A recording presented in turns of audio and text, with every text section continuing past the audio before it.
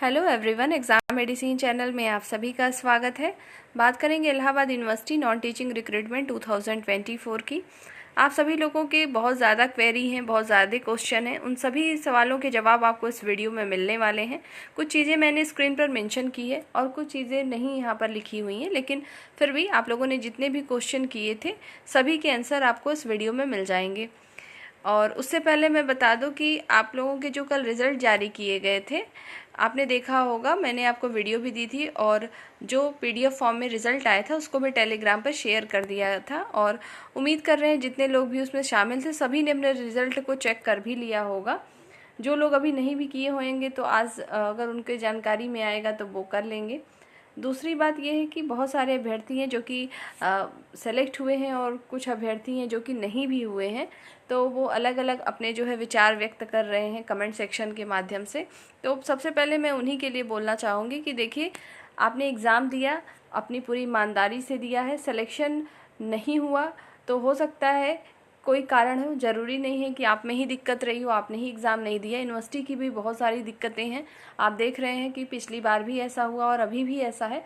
अगर कोई बंदा फेल होता है तो आप उसे बताइए कि वो कितने नंबरों से फेल हुआ, पहली पॉइंट। दूसरी बात ये है कि अगर आपको जैसे जितने कैंडिडेट सेलेक्ट हुए हैं वो अच्छी बात है, लेकिन उनको ये तो ज़रूर बताना चाहिए कि कट ऑफ आखिर गई कितना। कम से कम एक कैंडिडेट को संतुष्टि तो हो जाए कि मैंने एग्ज़ाम ऐसा दिया था, मेरे इतने नंबर आए और हो सकता है 1-2 नंबर कम हो, इस वजह से ना हुआ हो। ठीक है, तो बहुत सारी कमियां हैं वहाँ से ही। बाकी आप लोग निराश होने की ज़रूरत नहीं है, आपने अच्छा किया है प्रयास और आप अपनी तैयारी करिए बेहतर ढंग से। और भी वैकेंसीज़ आ रही हैं, अभी हाई कोर्ट में आई है, हाई कोर्ट आर ओ की भी आएगी, तो तैयारी मत छोड़िएगा। पढ़ाई छोड़ने से कुछ नहीं होता है, पढ़ेंगे तभी कुछ ना कुछ सिलेक्शन होगा। और रही बात सिर्फ इस डिपार्टमेंट की कि यूनिवर्सिटी से वैकेंसी आई उसमें ये सब चीज़ें हुई, हर एक जगह पे कुछ ना कुछ देखने को हमें मिलता है कि हर जगह हर एक चीज़, हर एक सीट फेयर नहीं होती है। तो यहाँ पर हर एक सीट तो नहीं रही होगी, लेकिन ऐसा भी नहीं है कि सभी सीटों पर ऐसे ही हुआ है सिलेक्शन, क्योंकि कुछ कैंडिडेट ऐसे भी हैं जिन्होंने रिप्लाई दिया है कि उनका सिलेक्शन हुआ है। और आप भी ये बात अच्छे से जानते हैं कि कोई अगर कैंडिडेट है, अगर वो आपको के वीडियो पर कमेंट कर रहा है तो उसका मतलब है कि उसने खुद से मेहनत करी होगी, उसका सिलेक्शन खुद से हुआ है। क्योंकि हर एक सीट पर संदेह की दृष्टि रखना कि जितनी भी सीटें थी सब ऐसे ही सिलेक्शन हुआ है, पर ऐसा नहीं है। ठीक है। और इलाहाबाद हाई कोर्ट का देखिए, जैसे अभी वैकेंसी आया है, आप कहीं पर भी हाई कोर्ट के वैकेंसी के बारे में देखेंगे, पूरे यूट्यूब पे किसी भी प्लेटफॉर्म पर आपको हर जगह निगेटिव कमेंट पहले देखने को शुरू हो जाएंगे। यहाँ पे करप्शन होता है, बहुत ज़्यादा धांधली होती है, और मैंने दिया था, मेरा नहीं हुआ, फॉर्म नहीं भरना चाहिए यहाँ पे। तो ये सभी चीज़ें होती रहती हैं, सबके बारे में होती रहती हैं। तो यूनिवर्सिटी के बारे में भी थी, और इलाहाबाद हाई कोर्ट से जो डिस्ट्रिक्ट कोर्ट की वैकेंसी आई आप उसके बारे में भी सुन रहे हैं। तो पर ऐसा सुन लेने से और ऐसा होने से भी हमको प्रयास करना तो नहीं छोड़ना है, प्रयास तो आपको करना ही पड़ेगा। तो कोशिश करते रहिए। अगर आपको लगता है कि आप भी एलिजिबल हैं, आपकी क्वालिफिकेशन है, जो वैकेंसीज आ रही है, तो आप ज़रूर फिल करिए और अपनी पढ़ाई करते रहिए।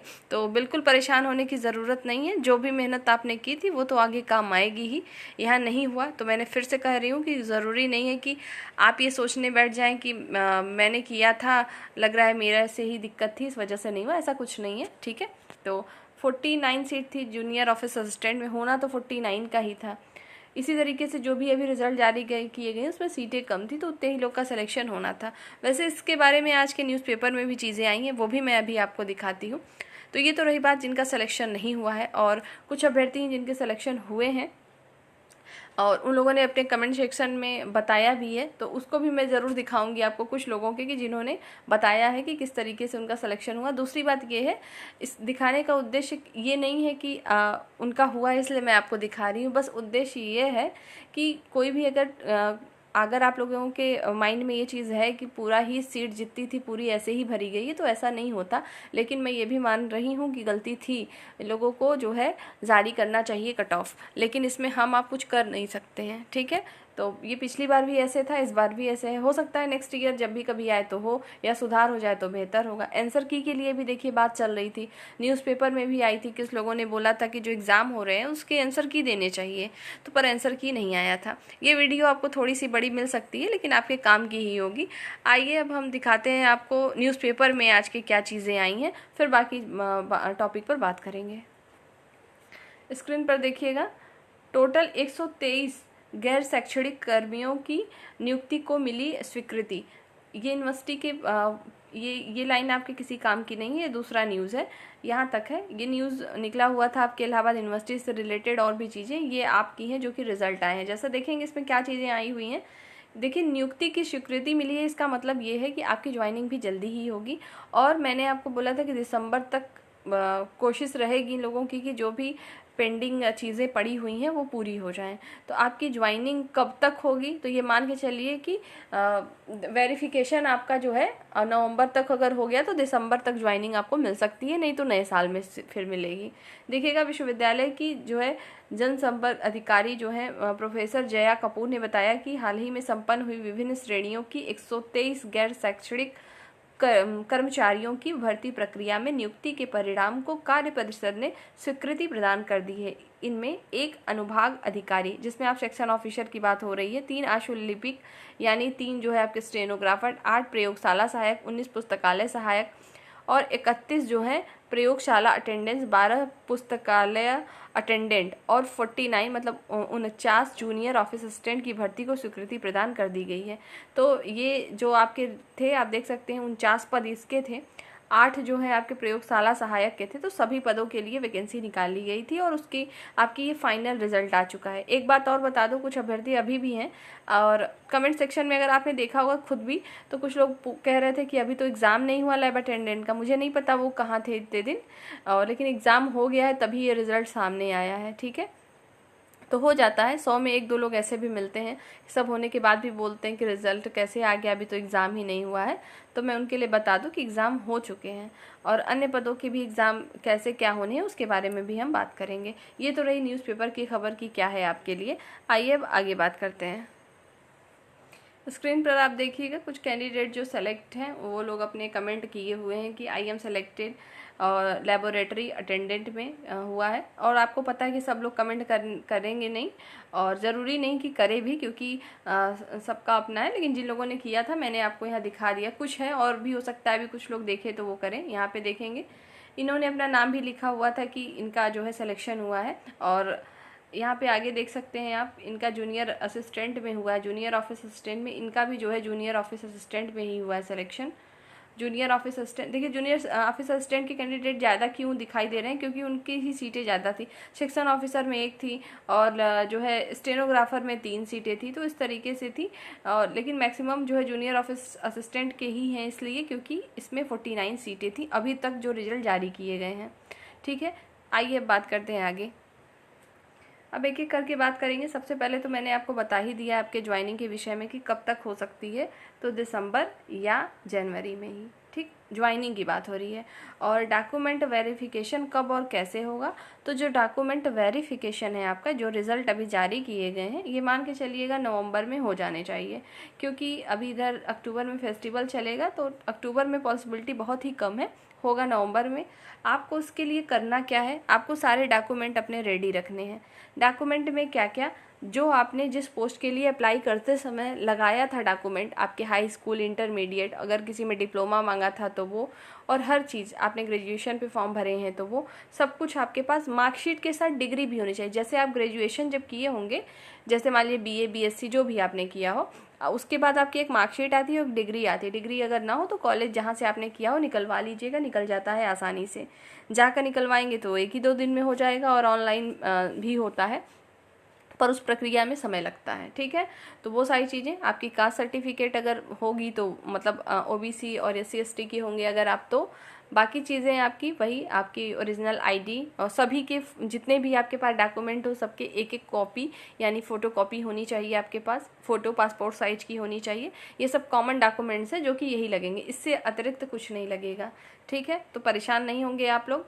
अब दूसरी बात यह है, किसी चीज़ में गलती होगी, नाम में गलती हो या कुछ ऐसी चीज़ों में गलतियाँ हो, तो उसका एक एफिडेविट बनता है, कचहरी से आप जाके कहीं पर से भी बनवा सकते हैं। ये आसान तरीका है, कोई दिक्कत अब नहीं होगी। याद रखिएगा, जितने लोग का भी वेरिफिकेशन में होगा वो फाइनल ही होंगे, ऐसा नहीं होना चाहिए कि वो बाहर हो जाए। इससे डरने की कोई ज़रूरत नहीं है आपको, ठीक है। क्योंकि UPSSC नहीं है ये, UPSSC में तो बहुत ही ज़्यादा दिक्कत होती है कि आज आपका नाम आ गया, वेरिफिकेशन हो गया, ये नहीं पता होता कि फाइनल तक पहुँचेंगे कि नहीं। क्योंकि यहाँ पर अगर 100 सीट है तो बुला लेते हैं 400 लोगों को, फिर 300 को कर देते हैं बाहर, पर यहाँ पर ऐसा नहीं है। अब बात कर लेते हैं क्या दूसरी लिस्ट आएगी। कुछ अभ्यर्थियों ने पूछा था, जो अभी लिस्ट जारी हुई है कोई वेटिंग लिस्ट या दूसरी आएगी, क्योंकि जैसे मान लीजिए 49 सीट है, 49 का ही रिजल्ट आया, इसमें से 1-2 बाहर हो गए वेरिफिकेशन से, तो क्या और लिस्ट आती है? तो ऐसा नहीं हुआ है अभी तक और मुझे नहीं लगता होगा, तो इंतज़ार ना करें आप किसी दूसरे लिस्ट की, ठीक है। अब बात करते हैं MTS स्पेशल पोस्ट के लिए सभी अभ्यर्थी पूछ रहे हैं कि स्किल टेस्ट की तैयारी करनी है कि रिटन टेस्ट की। अभी आपको न ही स्किल टेस्ट की करनी है, न ही रिटन की करनी है। आपको जो है जब भी आएगी नोटिस मैं खुद बताऊंगी कि आपको क्या करना है। और रही बात कि स्पेशल पोस्ट का कब तक हो सकता है, तो अब आपकी भी नोटिस जल्दी आएगी, नवंबर-दिसंबर तक होने की पॉसिबिलिटी रहेगी। एक बात और है, रिटन न पढ़ने का मतलब ऐसा नहीं कि कुछ आपको नहीं पढ़ना है, कॉमन सब्जेक्ट आपको भी पढ़ते रहना है। देखिए, अगर आपका स्किल टेस्ट होगा तो आपको जानकारी मिल ही जाएगी, लेकिन स्पेशल जो पोस्ट है इसमें 99% मुझे चांस यही लग रहे हैं कि आपके स्किल टेस्ट होंगे डायरेक्ट, और रिटन एग्ज़ाम की पॉसिबिलिटी बहुत कम है, लेकिन 1% है। लेकिन ये जान लीजिए कि रिटन एग्ज़ाम अगर होते भी हैं तो आप लोग कहीं ना कहीं कोई ना कोई एग्ज़ाम तो देते ही होंगे। तो कॉमन सब्जेक्ट आप पढ़ाई करते रहिए। क्या क्या पढ़ेंगे आप? हिंदी पढ़ेंगे, इंग्लिश पढ़ेंगे और GK GS पढ़ेंगे, ठीक है। और अगर इसमें रिटन एग्ज़ाम होगा तो बाद में नोटिस आएगी, बहुत ज़्यादा बढ़ेगा तो जनरल एडमिनिस्ट्रेशन बढ़ेगा या यही सब चीज़ें बढ़ जाएंगी, ठीक है। कंप्यूटर भी पढ़ते रहिएगा GK GS में, तो इससे ज़्यादा आपको पढ़ने की अभी ज़रूरत नहीं है। और कोई अगर आप अन्य एग्ज़ाम दे रहे हैं, आपने फॉर्म फिल किया है, तो उस पर पूरा फोकस करिए। अभी इस पर फोकस करने की ज़रूरत नहीं है, क्योंकि इसका जब भी नोटिस आएगा ऐसा नहीं आज आया कल आपका हो जाएगा, उसमें आपको समय तो थोड़ा मिलेगा ही, और तब तक आप तैयारी में कर लेंगे, ठीक है। तो जो स्पेशल पोस्ट के लिए MTS के लिए अप्लाई किए वो परेशान ना हो, जल्दी आपको भी इसकी सूचना दी जाएगी। दूसरी बात है MTS रिजल्ट के बारे में मैंने कल भी बताया था, आज का वेट करिए, फिर अगर आज नहीं रिजल्ट आएगा तो मैं आपको कल खुद ही बताऊँगी कि आपको क्या चीज़ें करनी है, कैसे आपको पता चल सकता है, ठीक है। तो उसके बारे में हम कल बात करेंगे। रिजल्ट के बारे में बात करते हैं मैकेनिक और अन्य पदों पर क्या होगा। तो देखिए, अलग अलग से आप लोग कमेंट सेक्शन में कमेंट ना करें, क्योंकि मैं आपको फिर से बता दे रही हूँ, जैसे हाउस कीपर है, हेल्प डेस्क क्लर्क है, लैब अटेंडेंट है, सॉरी लैब अटेंडेंट नहीं है, और भी आपके जो फॉर्म निकले हुए हैं जो कि इलेक्ट्रीशियन के लिए है, अलग अलग पद हैं, काफ़ी इसमें पोस्ट है, एक्सरे टेक्नीशियन की है। तो सभी के लिए मैं एक साथ बता देती हूँ कि आपके जो नोटिस आएगी एग्ज़ाम को लेकर, रिटन एग्ज़ाम होगा कि स्किल टेस्ट होगा, इन सभी की सूचना आपको चैनल के माध्यम से दी जाएगी। टेलीग्राम पर भी सूचित करेंगे। अभी आपको किसी के लिए परेशान नहीं होना। आपने अगर कोई भी फॉर्म और भरा है किसी और एग्ज़ाम के लिए तो पूरी तैयारी उसके लिए रखिए। इसके लिए कुछ भी आएगा तो आपको बता दिया जाएगा। House keeper, help desk clerk के अभ्यर्थी लगातार पूछते रहते हैं कि क्या उनके बारे में कोई अपडेट है। तो देखिए, पर्टिकुलर किसी के भी बारे में कोई अलग से नोटिस नहीं आई है, ना ही कोई अपडेट दिया गया है यूनिवर्सिटी की तरफ से। तो कुछ आएगा तो आपको ज़रूर इन्फॉर्मेशन मिल जाएगी चैनल से। मैकेनिक के लिए मैं ज़रूर कहूँगी कि जिनके 17 पद हैं उनको पढ़ना शुरू कर देना चाहिए, और ये नुकसान नहीं करेगा अगर पढ़ लेंगे तो। देखिए, आपको क्या क्या पढ़ना है। आपको भी हिंदी पढ़नी है, इंग्लिश पढ़ना है, ठीक है। हिंदी इंग्लिश ये कॉमन सब्जेक्ट रहा है यूनिवर्सिटी का, इसलिए मैं ये सब बता रही हूँ। और हिंदी इंग्लिश और GK GS और आपको साइंस पे ध्यान देना है, जनरल साइंस, ठीक है। और जनरल साइंस में किसमें? फिजिक्स पे ज़्यादा आप ध्यान दीजिएगा, ठीक है। फिजिक्स केमिस्ट्री बायो होती है, लेकिन आपको फिजिक्स पे ज़्यादा ध्यान देना है।